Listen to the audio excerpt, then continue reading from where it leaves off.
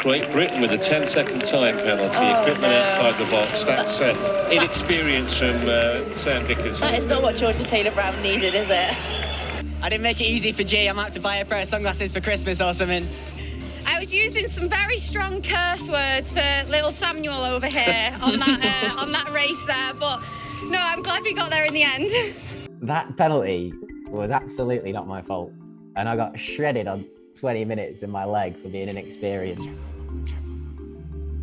Today on the World Triathlon Podcast, we have some very honest takes from Great Britain's Sam Dickinson on the truth behind that Montreal mixed relay penalty, bouncing back from repeated injuries, being a domestique and then standby for the GB team's Tokyo 2020 Olympic hopefuls, and what it's like flying through a transition at 60 kilometers an hour, wheel to wheel.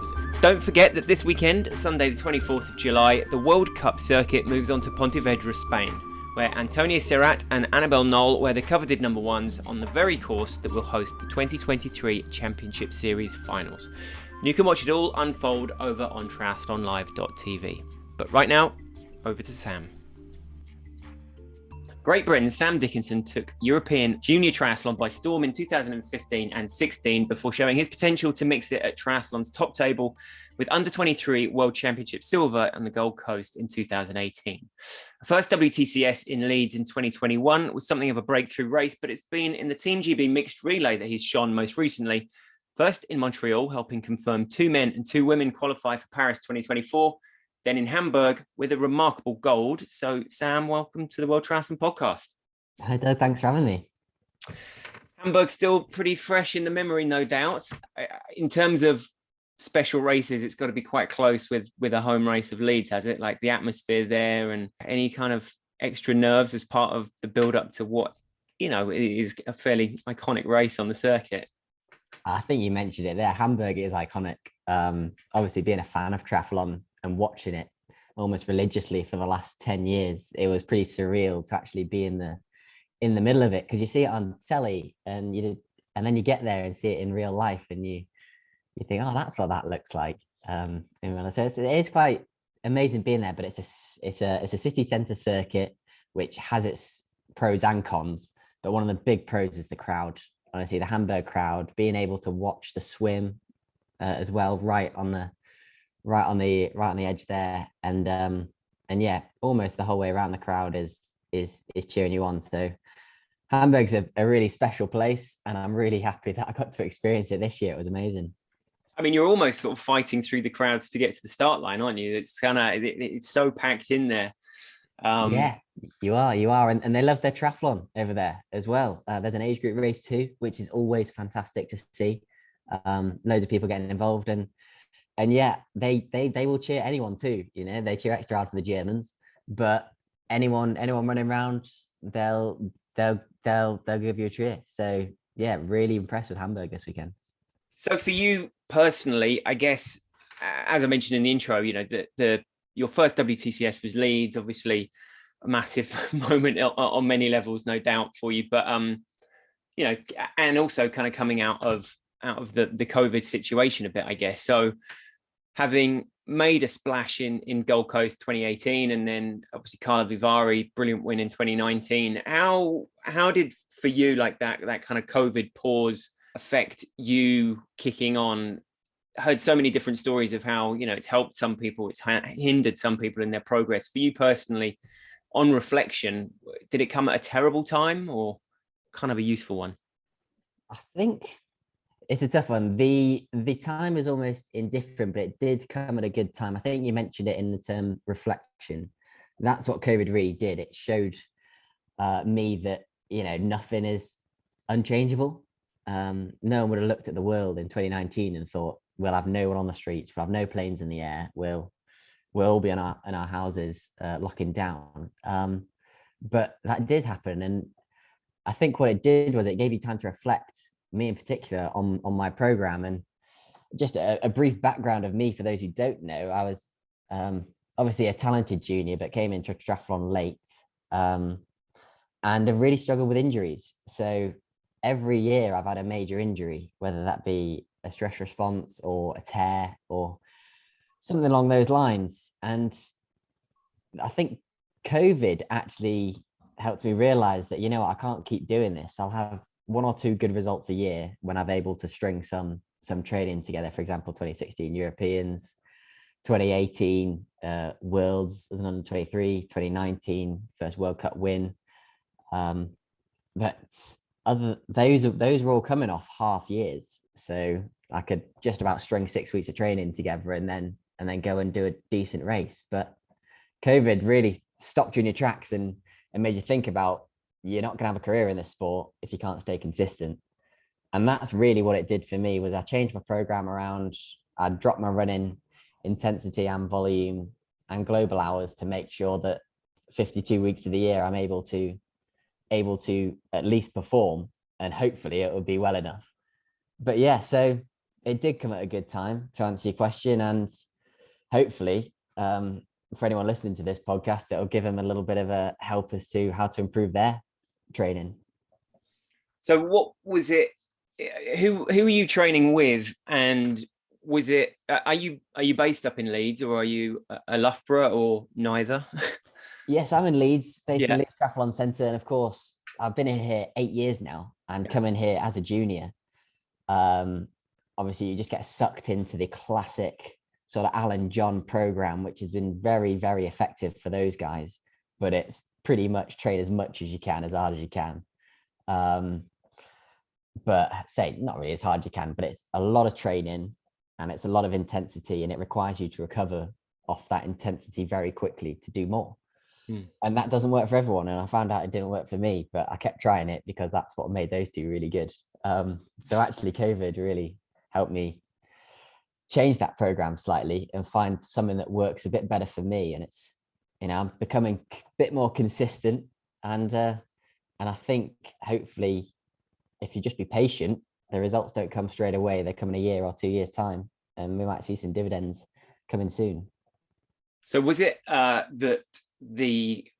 was the flexibility there if you wanted to go down your own path, and it was just more you basically wanting to emulate their success and therefore their training program, or was that kind of the culture in the training group in Leeds of just like hoping that the recovery was sufficient and then perhaps kind of figuring out that it wasn't?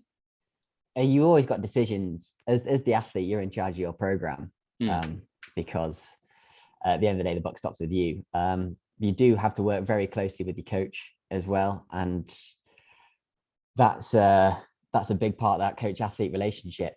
But certainly for me as a young naive athlete coming into the sport, it did take a while to work out what works for me, and it was a bit against the grain here in Leeds. However, I'm actually, so far, touch wood, I've been very consistent, and the results are coming to show for it. So out of that reflective COVID period, you came back, switched it. I mean, obviously you were still able to train somewhat through that, or at least kind of return, presumably as an elite athlete. You know, you weren't kind of out of it for quite as long, but you are now applying a somewhat different path. And like that, you have been injury free since then, have you?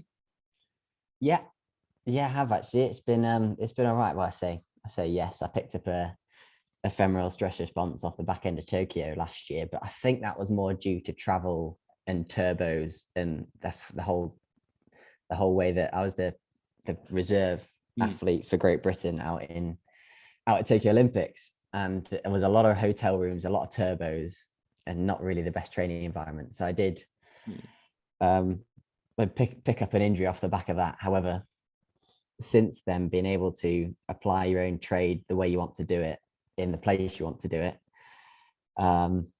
we found a formula that really works.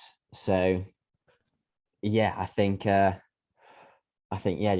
finding out what works for you is just the number one message that I'll keep repeating. Yeah. Were those injuries kind of unrelated? Like you were finding them in different kind of parts, or was it one that was returning? Or yes, they're all different, right? Which was a massive negative, but also a massive positive. That, you know, I'm not just struggling with this one thing that I'll probably never get over. for my career. I don't think I had the same injury twice. It was somewhere, if it was foot, knee, hip, ankle, wherever. It was always something different, which did fill me with a bit of confidence. The fact that I will get it right eventually. It's just when am I going to get it right? So yeah, fascinating, the fact that you don't know when an injury will strike, but what you do know and what you can have control over is what you have been able to do in the past, and you can learn from the mistakes you've made in the past and apply it to hopefully a productive future. And maybe your overall recovery time, if you're going to have injury period, get it out of the way earlier. Hope it doesn't hamper your progress too much, and then yeah, those sort of recovery times, I guess, could be a little bit shorter. Maybe you've been, noted, recognized for your kind of red line racing quite a lot, from whether it was Gold Coast or Carlo Vivari, both races I was lucky enough to witness firsthand. And is that again like another sort of product of that training environment? Is that just the way that you race inherently, like that intensity, that pushing yourself to the limit? We've seen you kind of on the cusp, or at least it outwardly looked like that on a couple of occasions. Yeah, I don't hide it very well, do I? I need to work on that. However, that's just a product.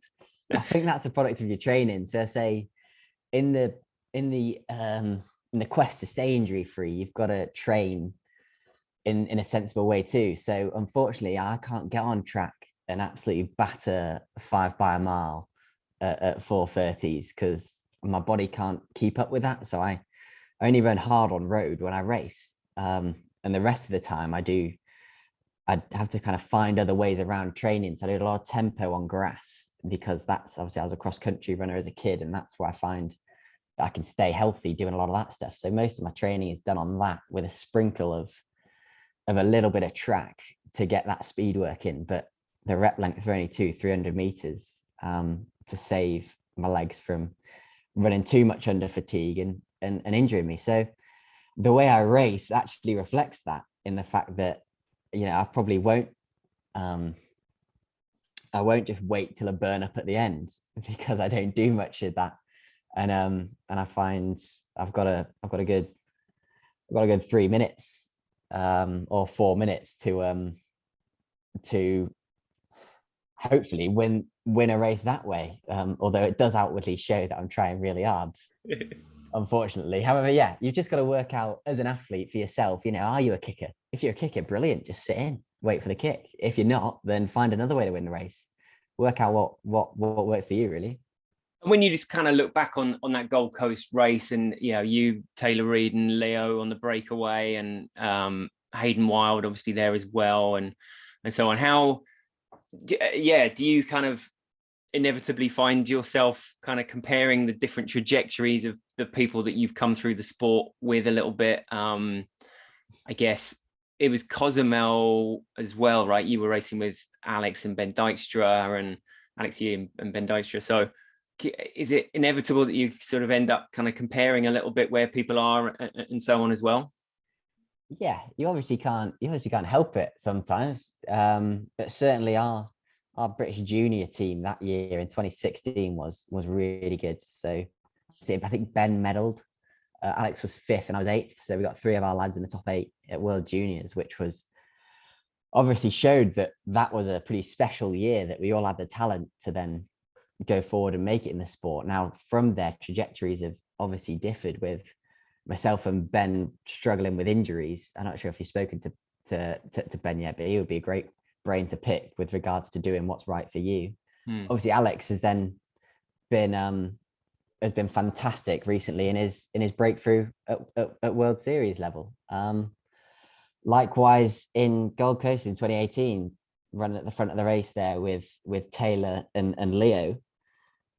However, since then, I keep going back to the old injury, the deal, that if you look at how many World Series those two have done compared to me, and this was my 4th World Series race, and unfortunately I had domestique leads, which is why I went off the front. Unfortunately for the fans, I wasn't just doing it to get camera time, it was a job.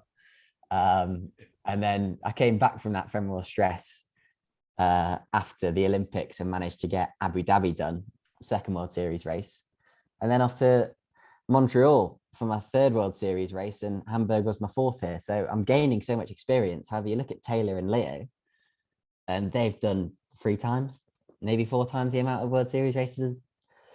So in terms of experience, that's where I've been hampered with obviously not being able to race due to injury. But you do compare yourself, and for me, it gives me confidence seeing those guys and seeing, you know, through the junior ranks, you were there, through the under 23 ranks, you were there.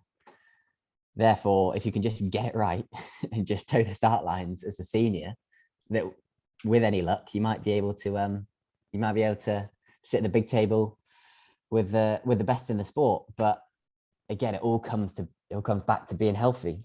And so, but yeah, absolutely, I compare myself, but also take confidence in comparing myself too. Yeah, absolutely. And when you've helped qualify 4 names on the Paris 2024 start line already, then your place at the top table, your name place is certainly there, surely. I mean, that as a moment must have been pretty incredible. You know, was that in fact your first or second time with the mixed relay? Like, you've done the junior under 23 mixed relay before, but not the elite? Or Yeah, no, so I've done junior Europeans, under 23 Europeans. I've done senior Europeans, and in fact, Montreal was the first relay I've actually lost, which was a big shame. Actually, I was kind of gutted, but the result, or I didn't have the best day, it's fair to say. I mean, I was going into it, I had 5 days off before Montreal because getting over a virus, right, and I was in a bad way. However, the team needed me. We didn't have enough. Johnny broken his elbow. We didn't have many people to step up who could do that job. So, you know, I kind of drew the short straw and said, yeah, I'll go. And luckily, thankfully, I'm racing on a team with 3 absolute studs, and they were able to carry me across the line to qualify that spot, thanks to G. However, while we're on podcast as well, that penalty was absolutely not my fault, and I got shredded by Helen for about 20 minutes in my leg for being inexperienced, and actually the wind blew my helmet and glasses off before the race started. One of the World Triathlon officials put my helmet back on bike, which was nice of him, but he also left my sunglasses on the floor. So I turned up to transition thinking everything's fine because my helmet was where I left it. Put it on, did the whole race, not even knowing that my sunnies were on the floor. And then turns out I get stitched up with a penalty, and G absolutely is fuming at me for it. And we had a good debrief though. Yeah, like, you didn't think to bring that up in the actual post-race interview though? That was, wait till you get back to the hotel, and then it's like, hang on a sec, Georgia, this, you know, you've got to take this back. We didn't know the only reason we know was because I refused to believe I did out wrong. And Right. and I watched the race back that night about 9 o'clock when it came out on Triathlon Live. And I watched the race back, and I watched the video of us running into transition, and I paused it and I had a look at my transition. I was like, hang on, my sunnies are on the floor there. That's not how I set it up. And then it all twigged that it must have, because it was quite windy, it must have blown off. And then I speak to the coaches, and they're like, oh yeah, someone put your helmet back on your bike for you. And I was like, did you not think to mention that maybe Could it have might be a bit brought that up different? at Anyway, that was a massive learning curve for the whole team. And we debriefed it. We're great in as a Great Britain as a nation, we take debriefing very seriously, and we take the relay very seriously. So we've now cued that as something to do in the future, to take a picture, transition, etc., and make sure that doesn't happen again. So but no, I'm glad that it's finally out there, and I'm not going to get stitched up again for being that guy who got penalty. But hey, we qualified the team, so brilliant. Yeah, and that must be a huge relief. I mean, you know, the 2 and 2 you would kind of take for granted a bit anyway, but just to have them ticked off and chalked in there is 2 years out as well. Yeah, is just a big weight off the shoulders for sure. Did you take it up with an official? Like, did you mention that subsequently, or given that it didn't have a huge impact in the end on the result? That it didn't have an impact, but one of our coaches is on the coaching committee, So we'll go through those channels and just clarify what the actual rule is as well, as to how the officials, because it's obviously nice of them to put your helmet back on and they're only trying to help. However, if your helmet's on the floor, then you probably will look for your sunglasses as well. Yeah. Because you know something's wrong. The fact was the helmet was where I left it. So you assume that everything's as you left it. However, that's something that will be brought up by one of the coaches in the coaching committee. And so, but yeah, I mean, well, and then all right, let's go on to Hamburg then, because that, you know, back in the relay squad again, and another like new look lineup, perhaps, like, yeah. So qualifying that spot actually took the pressure off every other relay, because we've qualified a relay team. So actually means that we can experiment. We can put in a few youngsters into the future relays, and I think that's what we did in Hamburg. We put our, I say B team. It's tough to see, but I think everyone in Hamburg played an absolute stormer of a role. And it goes to show the mixed team relay, you don't have to have any exceptional individuals. So Sean was our best place finisher the day before in 8th. I think sorry, Sean. I think she was 8th. I'll get shredded if she was any higher. But yeah, so she was 8th, but Waffy was 12th, I think, and Barkley 13th. And my legs were still on the plane, so I didn't have a good one. But when the team gets involved, that goes to show that you don't have to have any standouts. And if everyone does their job, doesn't get any penalties, unlike the Germans, unfortunately, then, you know, with a young, relatively inexperienced team, you can pull off a world triathlon relay win at the top level. Yeah. And then if called upon in Paris, LA, whatever, then for Kate to have taken that home, across to take the tape, huge, right? The amount of confidence you can take from that, because it is a uniquely nerve-wracking experience, isn't it? Like the weight, the build-up. I've asked Alex and several people on here before about, you know, his leg in Tokyo and that final transition, and just being kind of clenched for hoping that it went well, and it actually went unbelievably well. But with that kind of on the line, there's so much that can go wrong. Yeah, absolutely. And it's a great experience for everyone, even just to be at the front of those races. Kate was saying afterwards how nervous she was when I handed over to her in second. I think she wished that I'd maybe had a shocker and took the pressure off her a little bit. But being in that experience, being in that zone and going through that experience will only help you for future. It really will. And everyone's dealt with it now. And I think it goes to show in a relay, the chemistry of the team. So both Kate and Sean and myself were on that junior European team in 2016 when we won gold there. So we've been racing together, training together. They're both in Leeds for almost 10 years now. And you can't underestimate how much chemistry has a role in the relay. And obviously I said I had a shocker on the Saturday, but managed to step up for the team on Sunday. And I think that's a big part of the team element of a relay, that it's not just 4 individuals coming together. It's one team wanting to work as hard as they can for each other. And in Great Britain, I think we do that better than most, as you can see by that young team delivering in Hamburg. Yeah, absolutely. And obviously the Commonwealth Games coming up, and another opportunity for, well, with the home nations particularly, I guess, kind of split, another opportunity to shine and to, well, go head to head with Sean this time, or Beth, or whatever. Can you just run us through like how your Com Games selection kind of came about? Was it a bit out of the blue? And talk us through the England, not the GB obviously, but the England team that's going to be hitting those start lines in a couple of weeks' time. Yeah, so the first thing with Commonwealth Games, you get your head around that it's England, Scotland, Wales, and Northern Ireland. But yeah, I think so. We obviously had a clear selection policy that was done last year, and obviously Alex and Johnny's results from the Olympics guaranteed them selection. So we only had 1 spot left, but we were always going to keep 1 spot, which was a great part of the policy to to this year just to see who's on form. And the meeting was going to be the week after Leeds World Series. So we all knew that if you wanted to get selected, you need to do something half decent leading up to that selection. And so I unfortunately didn't get selected for Leeds, which was a shame, even though I could have done. They being British Triathlon, sent me to European Cups to go prove myself at European Cups. And I was here 12th. I did 3. I had 12th in Katira. I actually had COVID during that race, which was not ideal. And that was a big, that really impacted me afterwards.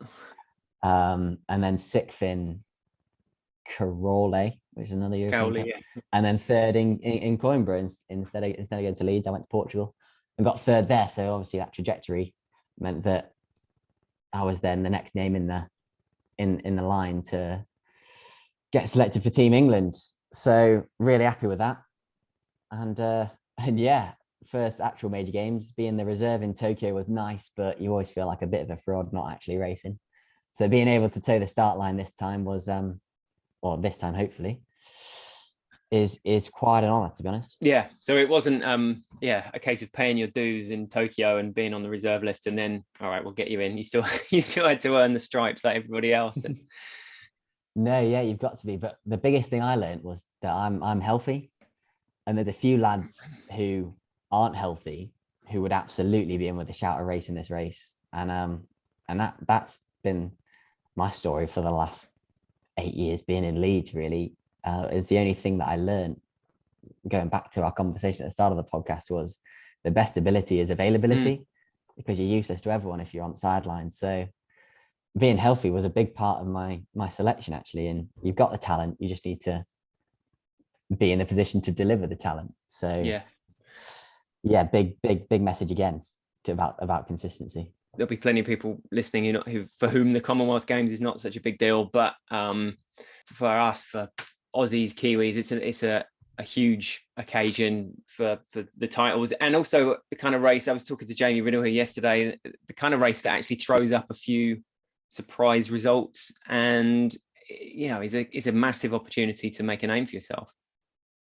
Yeah, well, it's with commies, it's not like a World Series race, because you're obviously missing a big percentage of the best athletes. So the French, the Americans, the Belgians, especially in the lads racing, a lot of those guys and girls aren't here. So what you find is that the top of the race is still the best in the world. You've got Alex Hayden, and at the moment Hauser is on a mad one, and those three are looking like they'll be pushing the front of the race, as well as a lot of other very talented athletes.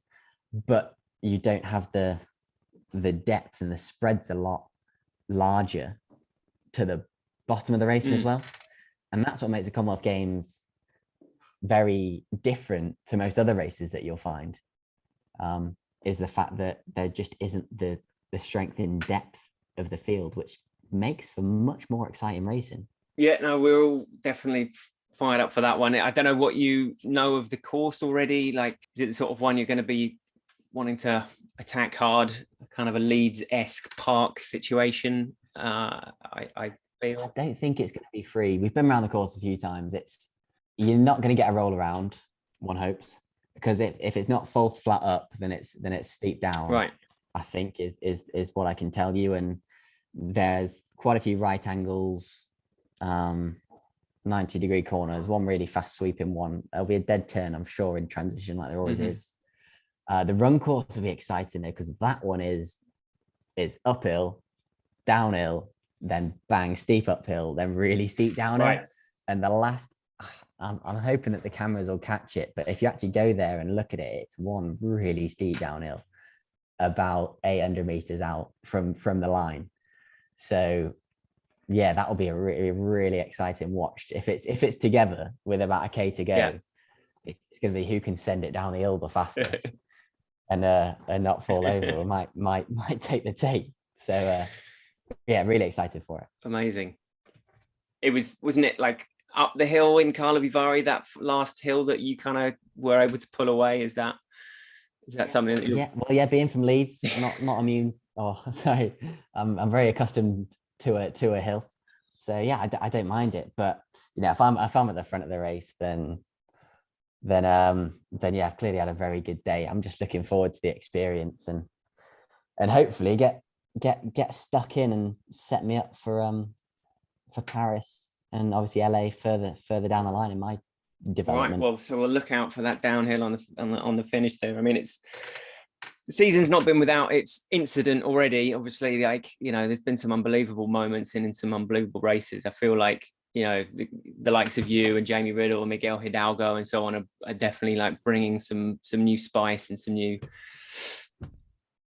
aggression, I guess, to the bike pack. That, I don't know, perhaps generations before were less, or maybe there weren't quite so many kind of punching through at the same time. COVID might have had an impact on that as well, I suppose. But that you feel you can kind of dive in and race your own races from the get-go, whether or not having Leeds as your first WTCS sort of helped you, and the particular role you were playing there as a domestique, to ride sort of fiercely and without that kind of pressure. But are you sensing that in those packs as well, that there's like an extra kind of get-go and some new faces that are really kind of contributing and helping raise the level rather than just kind of making up the numbers? Absolutely. I think you mentioned raising the level. The level of cycling is so high in triathlon now. I'm not sure it used to be this high. I think the top's always been as good as the top, but it's now the depth. You know, everyone can ride their bike in the lads racing, and I think that's contributing to how a lot of these races are just coming together, because you got some absolute weapons like Hayden and the Norwegians bringing the race up from behind, and you almost feel sorry for the guys at the front, like the French, for example, who are generally good swimmers, fantastic cyclists as well, but so hard to move the front of the race forward when you've got that pack of 10 who can swim fast enough to get there, who are also good enough to hold on. Obviously making the packs a little bit less cooperative, whereas you see in the women's racing where you've got those front 5 or 6 who are also the best 5 or 6 cyclists as well, moving their front of the race on, hence the big time gaps. So, but with the youngsters in the racing now, obviously very talented cyclists like Jamie went off the front of Hamburg, still ran well as well, which credit to him. But yeah, I think the standard of cycling, I'm not sure you're going to make that much time riding off the front unless you get given the time. If you make sense, you're going off the time, like you're going off the front with the hope that they sit up behind and give you time.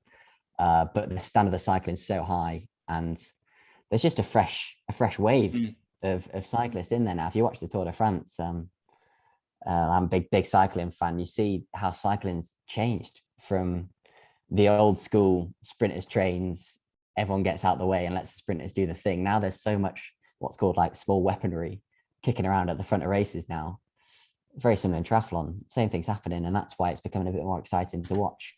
Yeah, that unpredictability. That, I don't know, that there seem to be some comments of whether or not a lack of experience was making the bike a bit more dangerous, or was making those sort of incidents, that what happened with Hayden and Alex and Johnny, obviously, or obviously Vincent Luis was kind of had a few words to say about the young Aussie in Montreal and kind of the trip, and whether or not that was, wow, it was obviously triggered by what happened to Jelle Heens the previous year when he was tripped and broke his hand, right? But at same token, is what happened to Vincent in Leeds when he miscounted, because there are no easy rides out there now. It's kind of, you know, it is kind of scrambling the brain a bit, this kind of new order where you've got these new kids riding off the front that are making people like Vincent have to race completely differently in order to keep up as well. Yeah, possibly. I mean, yeah, he absolutely has a point. But it's not quite as structured as it used to be, and I think there's a lot of fresh faces on the World Series now, which does make it a little bit more sketchy. I think once these guys are bedded in and have done a few more races and have learn what it's like to ride at that top level. Hopefully it'll get a little bit more safer without the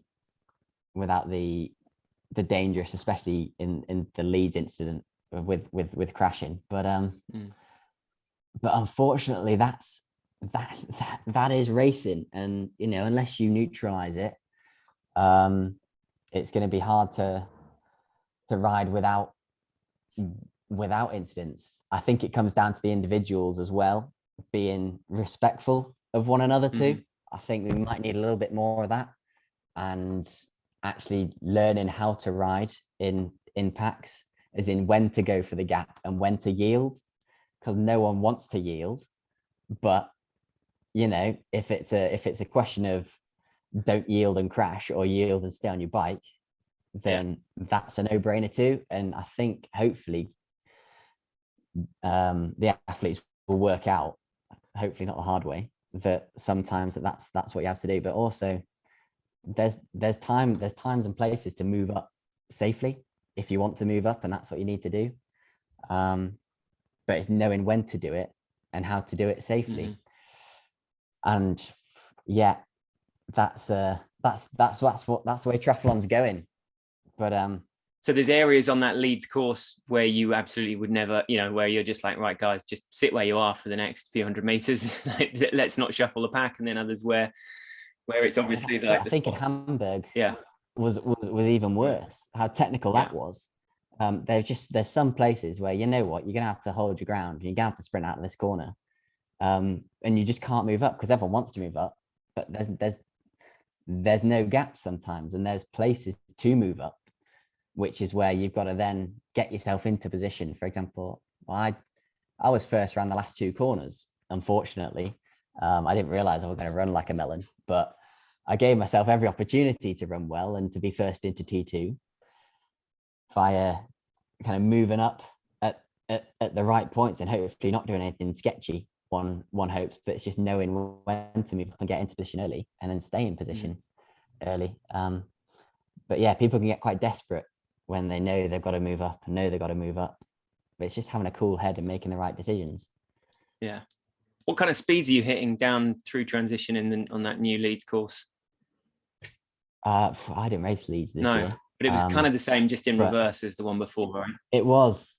Again, that was, it was quite, it was quick. We were upwards around 60 k's an hour going down there. But what I didn't like was how tight on the relay days the bikes are, because you sometimes get big packs rolling through there and you're going through quick. And if someone touches a wheel, then every bike's gonna get, there's a lot of metal kicking around down there and carbon fiber. I don't really like how tight it was, but hopefully we can sort that out for future races.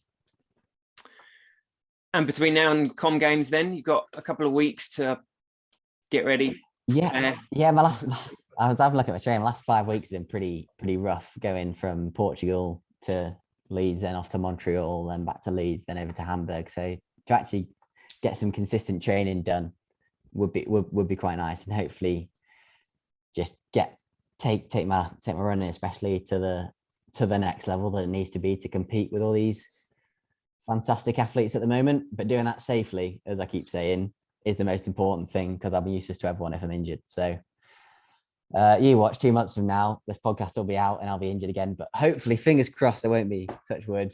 But yeah, for me, that's it. Just stay consistent and look forward to Com Games. No team orders to have to worry about this time around? Well, we'll see. We will see. Who knows? Maybe we've got the red hot favorite in Alex Yee, but he's also got his work out for him with the way Hayden's going, and obviously the way Manny House is going as well at the moment. So if something needs to be done, then I'll be the one to do it. But with any luck, Alex is a big boy, look after himself, and he'll get the job done. We'll see. How does that sort of roll out then in terms of like between you as athletes and then the orders coming from above? Is there like a bit of awkwardness then if it becomes, if that is discussed and you have that role to play, or do you have to be a bit philosophical about it? And you have to be a bit philosophical in the fact that if you do things for others, then one day the shoe will be on the other foot. But at the end of the day, you know, if I was proved that I was good enough to be a medal contender, then I wouldn't be doing it. So you've only got yourself to blame because you're not good enough to be at the top of these races, that you'll then be the athlete to be asked to help England win a medal at these races, or Great Britain win one at the Olympics. So yeah, it's something that I'll happily do as part of the team, because I like being a team player, and what goes around does come around.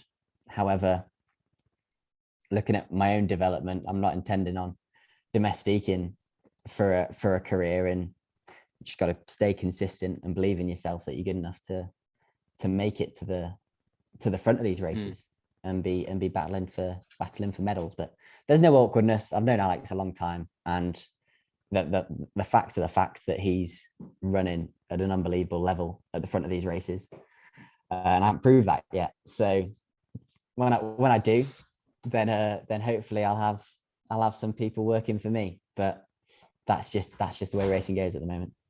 Actually, 2 years ago, Lees, we were in the fight for the 3rd spot for the Olympics, and there was only one athlete who got enough points in the first period who could then do it, and that was Tom Bishop.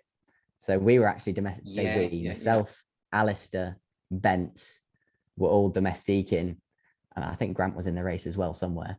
We're all domestiquing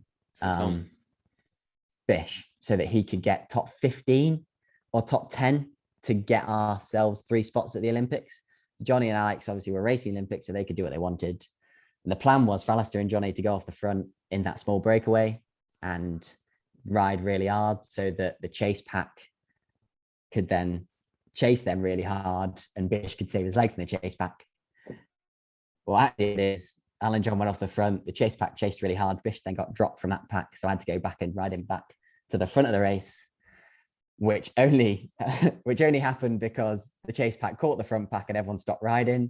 So that meant that we could then catch up with the front of the race, and we'd spent about 1 or 2 laps at the front of the race before I found myself just off the front. And that was also a plan that myself, Alistair, or Bence, I think Bence had tapped out by this point, that myself or Alistair would go off the front to force the chasers to ride hard behind and basically just give Bish an easy ride so that he didn't have to do any riding.